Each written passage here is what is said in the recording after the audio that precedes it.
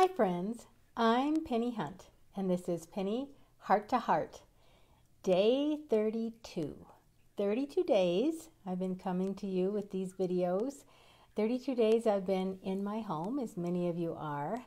The 32nd video, it's a long time. I've been coming to you every day at 3 o'clock Mountain Time, talking about what's going on in our world and giving you tips and ideas that I think of how to get through this together in a better way, in a healthier way, and maybe a little bit happier way. I want to remind you before I start with today's topic, I am giving away books. If you'd like to be in this week's drawing for my book, all you need to do is in the comment line write, "I'd love your book," and you'll be in this week's drawing. And I'll let you know on Sunday who won for the week. And I'll get those mailed out as soon as I can get to the post office. Today, I want to talk to you about something that's very dear to my heart, very special to me, and it involves both of my sons. My oldest son lives in Colorado, and he works for Esri, a company that makes maps.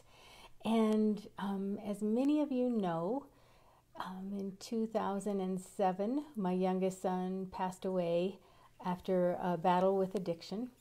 And my older son was working for the map company at the time, and after several years, he created a map called Celebrating Lost Loved Ones.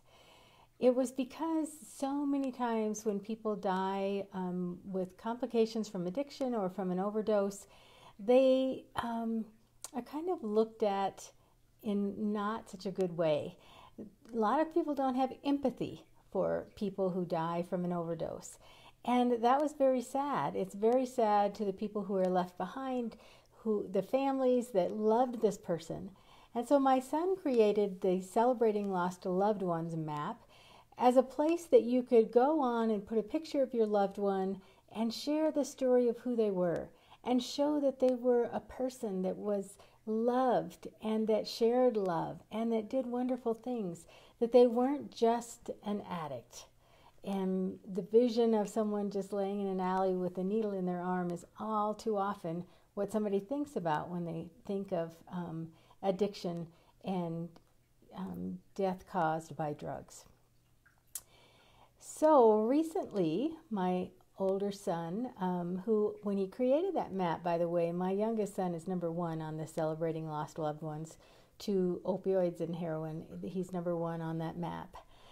But recently, my son decided that what was happening with this coronavirus was the same thing, that people are just thinking, oh, it's just old people that pass from this.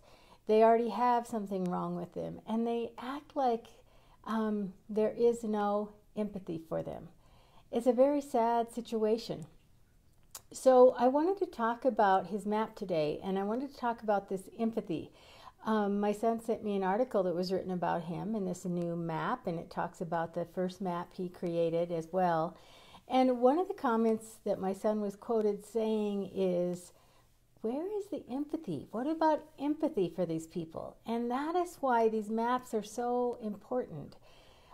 He created the new one for the coronavirus and people who have passed from that, again, so that families can go on there, upload a picture, and you can do this on your own. Upload a picture of your loved one who has passed from the coronavirus and tell their story. Tell the story of who they are and who loved them and what was unique about them, and funny stories about how they made you laugh or the good work that they did.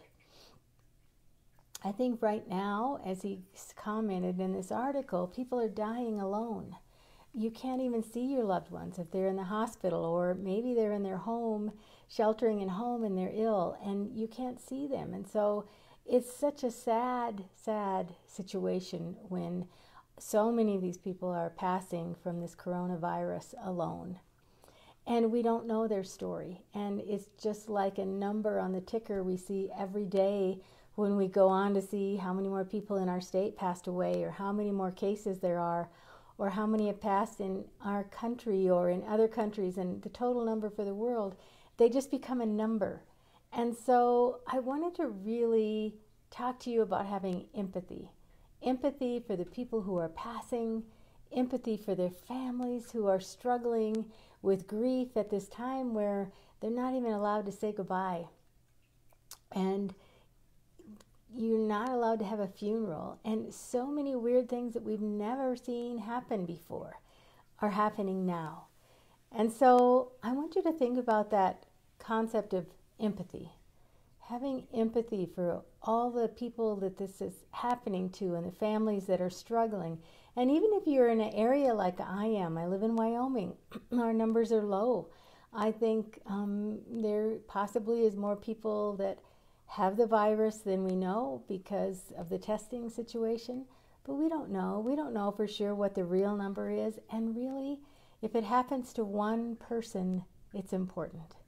If one person passes away, it's important, and we should have empathy for that person and their family and the struggle that they have gone through.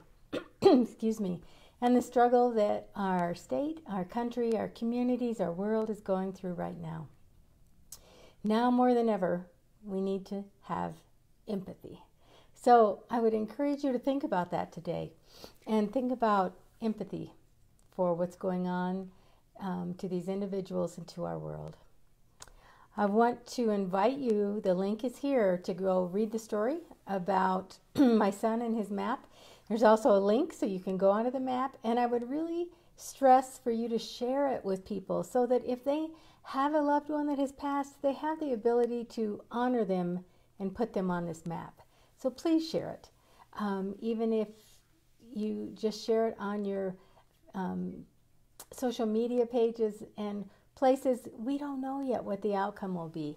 Even though you may not know someone yet who has the virus or has a loved one that has passed, if you share it, they will have it if it does happen, unfortunately, to them.